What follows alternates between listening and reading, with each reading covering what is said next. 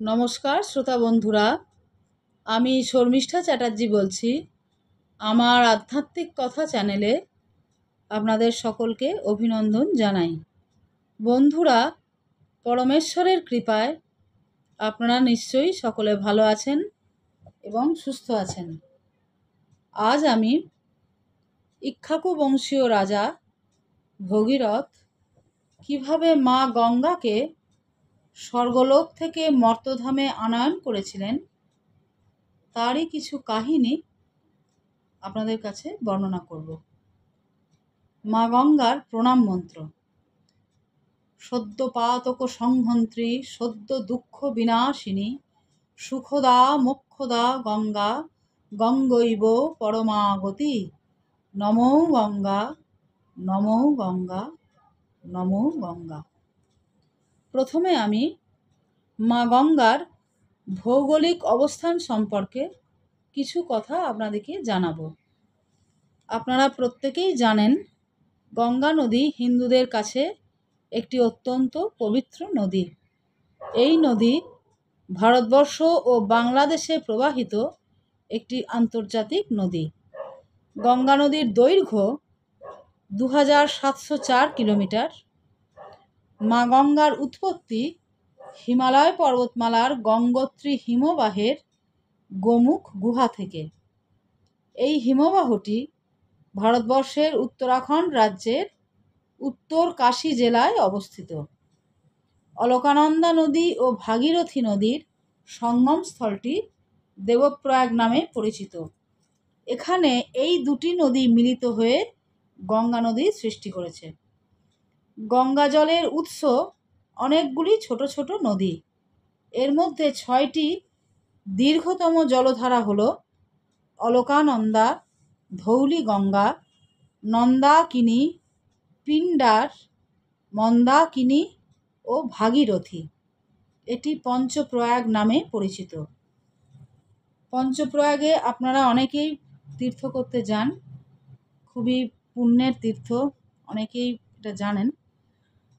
গঙ্গা নদীর অববাহিকায় অনেক বিখ্যাত নগরীয় সভ্যতা গড়ে উঠেছে, যথা উত্তরাখণ্ড রাজ্যে ঋষিকেশ, হরিদ্বার, উত্তরপ্রদেশে কনৌজ, এলাহাবাদ, কানপুর, বেনারস প্রভৃতি, বিহারে ভাগলপুর, পাটনা, মুঙ্গের ইত্যাদি, পশ্চিমবঙ্গে মুর্শিদাবাদ, পলাশী, নবদ্বীপ, কলকাতা, ডায়মন্ড হারবার, বরাহনগর, হলদিয়া, বজবজ, হাওড়া ইত্যাদি। যমুনা নদী হল মা গঙ্গার প্রধান উপনদী।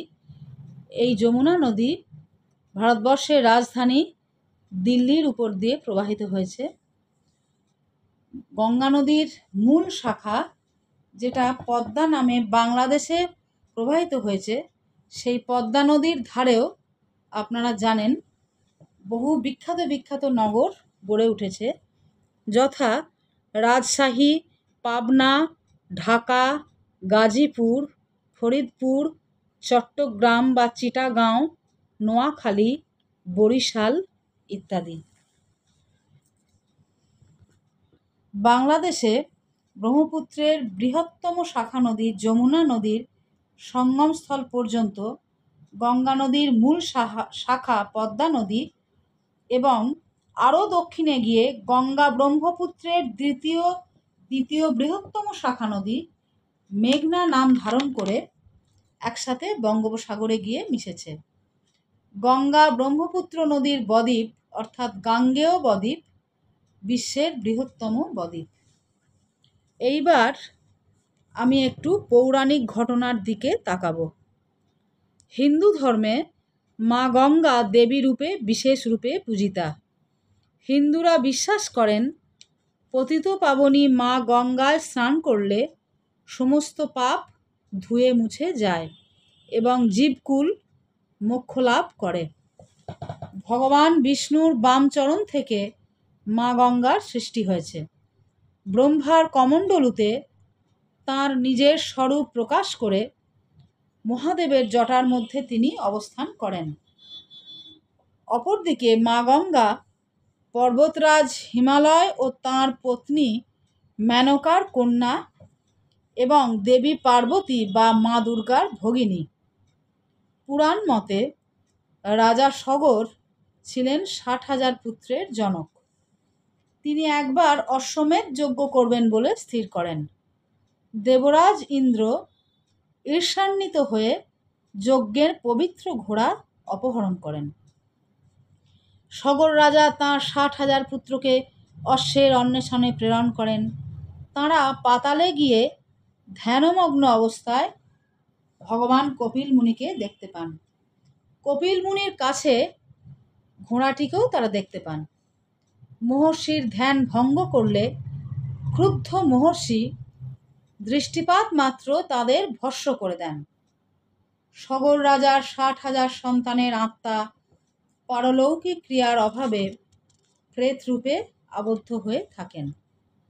পরবর্তীকালে সগর রাজার পৌত্র অংশুমান কপিল ভগবানের কাছে এসে 60,000 পুত্রের প্রাণ ফিরিয়ে দেওয়ার জন্য প্রার্থনা জানান এবং কাতরভাবে অনুরোধ করেন।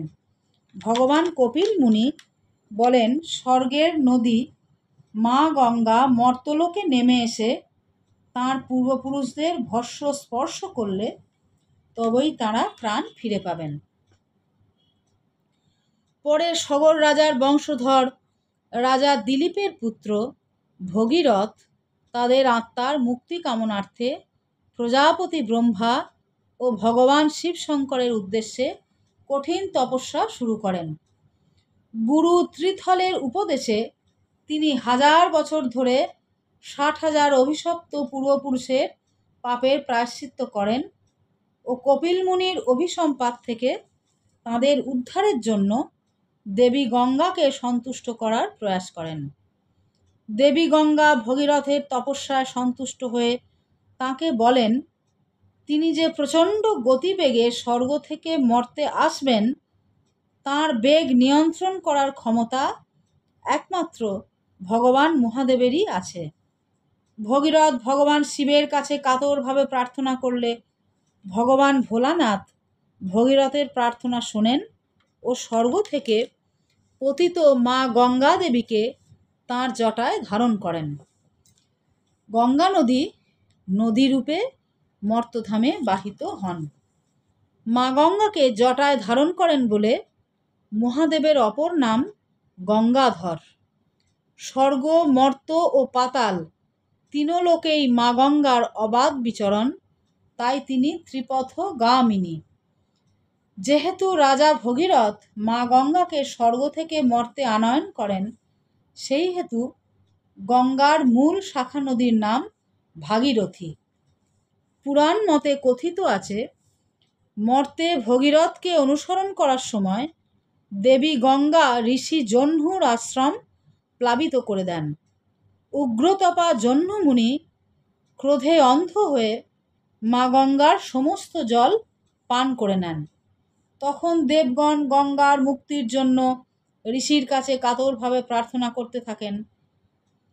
তখন জহ্নু মুনি নিজের জঙ্ঘা বা জানু চিরে মা গঙ্গাকে মুক্তি দেন। তাই মা গঙ্গার অপর নাম জাহ্নবী।